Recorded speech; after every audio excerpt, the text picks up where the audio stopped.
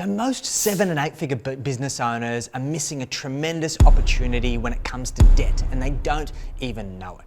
And this comes down to the fundamental principles that the ultra wealthy have used around debt for centuries. And this is something that we're not taught at school. Now, we need to understand that debt is a magnifier. It can make great situations better, and it can make bad situations a whole lot worse. And when 7 and 8 figure business owners come to me, they usually have a very conservative approach when it comes to debt. And that's pretty reasonable, right? They want to pay off their principal place of residence. They want to use debt conservatively in order to build wealth through property. And they usually don't have a lot of debt in their business. They might have a credit card they pay off monthly. Maybe they might have an overdraft account.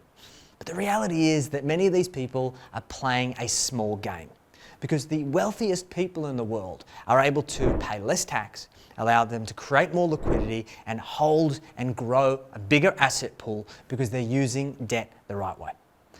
What do we need to understand? Well, firstly, as a business owner, you need to understand what we call your debt ceiling. This is the maximum capacity in the bank size of what they're prepared to lend you, both in your business and personally.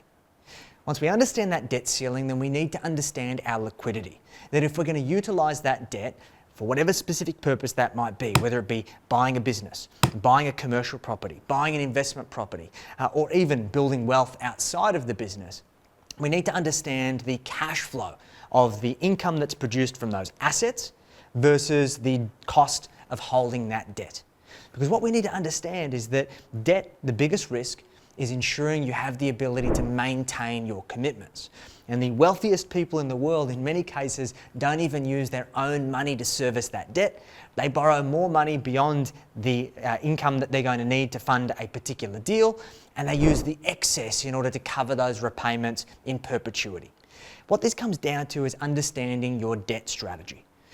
There's a right way and a wrong way to use debt. The wrong way is using credit cards to fund your lifestyle, living beyond your means, buying depreciating assets like that 79 series Land Cruiser that you spent 200 grand on. Yeah, probably not a wise decision, right? But when we use debt to buy businesses, to buy property, to appreciate wealth, in many cases, those assets are going to produce income and growth significantly above and beyond the cost of the debt in the first place. And what does this do? This magnifies our cash on cash return. This is the smart game that the ultra wealthy play, and because you don't know the rules, you can't afford to play it.